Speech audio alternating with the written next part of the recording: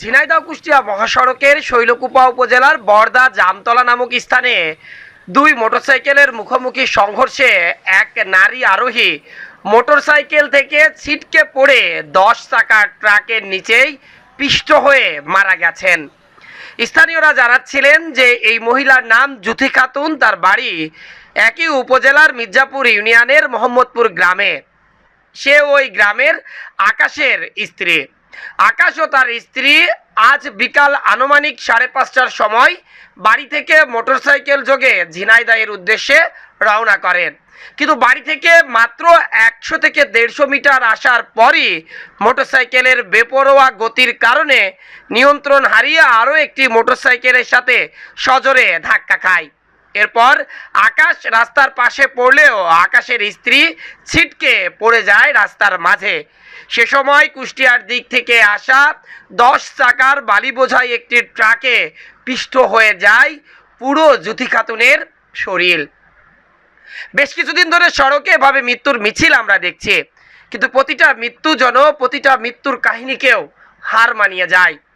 ব্যস্ত ঝিনাইদহ কুষ্টিয়া মহাসড়কের শৈলকুপা উপজেলার বরদা জামতলার পাশে কিছু সময় আগে দুটি মোটরসাইকেলের মুখোমুখি সংঘর্ষ এবং এরপর এক নারীকে 10 চাকার ট্রাকে পিষে মেরে ফেলেছে, অর্থাৎ প্রাণ চলে গেছে আরও এক নারীর। প্রতিদিন এভাবে সড়কে কত প্রাণ যে ঝরে যাচ্ছে তা কিন্তু কল্পনাও করা যায় না।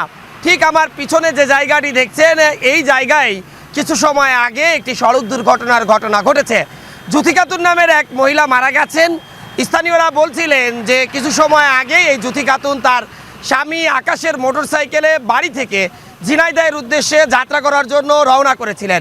বাড়ি থেকে মাত্র 100 হাত দূরে যখন তিনি আসেন, তখন আসার পরই পথের মাঝে তিনি সড়ক দুর্ঘটনার কবলে পড়ে এই অকালে প্রাণ হারিয়েছেন, যেটি একেবারেই অকল্পনীয় এবং মেনে নেওয়া যায় না। আমরা বারবার দেখেছি যে সড়কে যদি এভাবে প্রাণ চলে যায় মানুষের, সেটি আসলে একেবারেই দুঃখজনক এবং অনাকাঙ্ক্ষিত ঘটনা। আজকের যে সড়ক দুর্ঘটনাটি এটি একেবারেই অকল্পনীয়।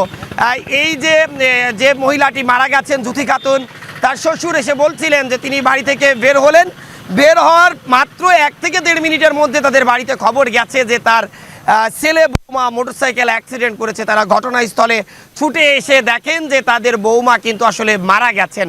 এত বিভৎসভাবে তার মৃতদেহটি এই রাস্তায় পড়েছিল, যেটি কিন্তু আসলে দেখাও যায় না, বিশ্বাসও করা যায় না। যেভাবেও মানুষের আসলে মৃত্যু হয়, গত কয়েকটি সড়ক দুর্ঘটনা কিন্তু ঠিক এমনভাবেই ঘটেছে। খবর পাওয়ার পর শৈলকুপা ফায়ার সার্ভিসের কর্মীরা ঘটনাস্থলে এসে সেই ক্ষতবিক্ষত মৃতদেহটি তারা সংগ্রহ করেছেন। ঝিনাইদহ হাইওয়ে পুলিশ ফাঁড়ি যারা রয়েছেন তারাও ঘটনাস্থলে এসেছেন। আসার পর মূলত যে রাস্তার দুপাশে দীর্ঘ সময় যানজট ছিল, সেই যানজটটি সরে গেছে। উৎসুক জনতা ভিড় করেছিলেন এবং ঠিক এই কথাটি যখন বলছি তখনই কিন্তু ঝিনাইদহ চুয়াডাঙ্গা মহাসড়কের নগর বাথান নামক একটি স্থানে ইজি বাইকের ধাক্কায় বাইসাইকেল আরোহীর মৃত্যু হয়েছে। ঠিক একই সময় দুটি সড়ক দুর্ঘটনা কিন্তু এই ঝিনাইদহ জেলায় ঘটেছে।